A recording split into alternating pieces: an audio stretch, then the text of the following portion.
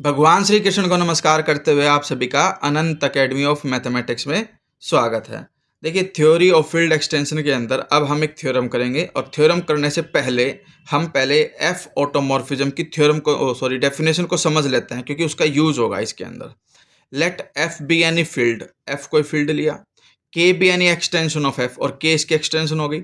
N automorphism sigma from K to K is called F automorphism of K if sigma of x is equal to x for all x belongs to F। देखिए, F field है, x इस F से belong करता है, sigma जो है वो आपका क्या है, एक फंक्शन है, from K to K automorphism है। ठीक है, इसके अंदर जब हम डालते हैं x को, वो x के ही इक्वल आ जाता है, तब आप इसको क्या कहोगे, F ऑटोमॉर्फिज्म बोलोगे। अब इसकी नोटेशन किस तरह से है, G K F will denote the group of all automorphism of K, यानी कि इसका मतलब है group of all F automorphism of K. G K F is called Galois group of K over F and known as group of automorphism from K to K which fix के। तो ये इसकी notation हो गई, definition हो गई, और किस तरह से डिनोट करेंगे, और डिनोट करने के बाद इसको बोलना कैसे है। तो जी के एफ का मतलब है हमारे पास गैलियोज group of K over F and known as group of automorphism from K to K which fix F. अब हम आते हैं थ्योरम पे। If P is a prime subfield of K, अगर मान लो P आपका कोई प्राइम सबफील्ड है K का, then prove that automorphism of K is equal to Galois group of K over P, that is every automorphism on K fix P। तो सबसे पहले तो हम एक एलिमेंट लेके चलेंगे sigma, sigma belongs to automorphism of K। Then by the definition of automorphism of K, sigma 0 equal to 0 and sigma 1 is equal to 1। case 1 characteristics of K is equal to P। भाई जो इसका characteristics या तो एक prime number हो सकता है, तो हमने P ले लिया।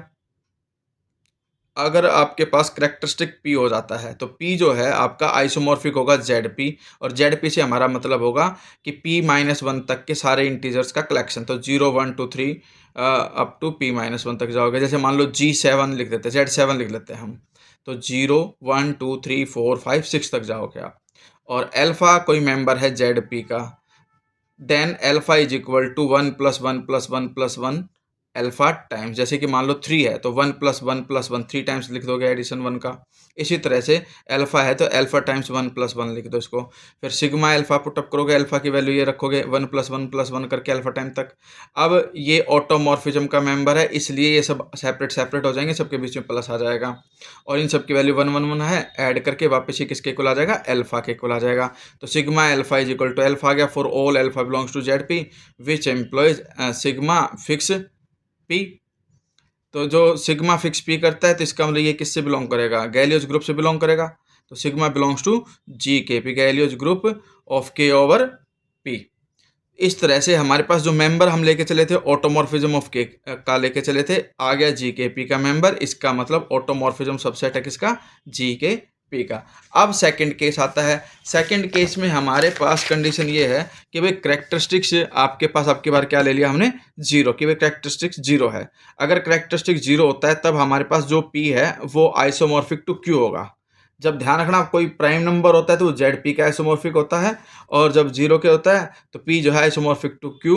Q से हमारा मतलब है रेशनल नंबर का सेट, और इसको हम M/N को लिख सकते हैं M × N inverse, where M, N belongs to Z। अब सिग्मा डालोगे, मल्टीप्लिकेटिव फंक्शन होता है, अलग अलग हो जाएंगे, sigma M sigma N inverse, क्योंकि ऑटोमॉर्फिज्म है।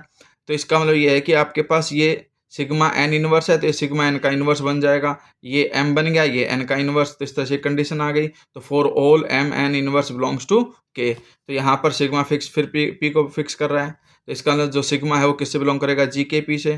तो यहाँ पर भी ऑटोमॉर्फिज्म ऑफ K जो है वो सबसेट किसका आ गया, GKP का, गैलियोज ग्रुप का सबसेट आ गया। So in both cases we get automorphism of K subset of GKP, but GKP subset of automorphism of K always. ये कंडीशन ध्यान रखना, जितने भी ग्रुप होते हैं K ओवर P के गैलियोज ग्रुप होंगे वो हमेशा सबसेट होते हैं ऑटोमॉर्फिज्म ऑफ K के।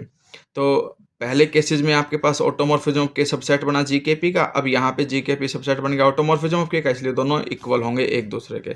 यही इस थ्योरम में कहा गया है।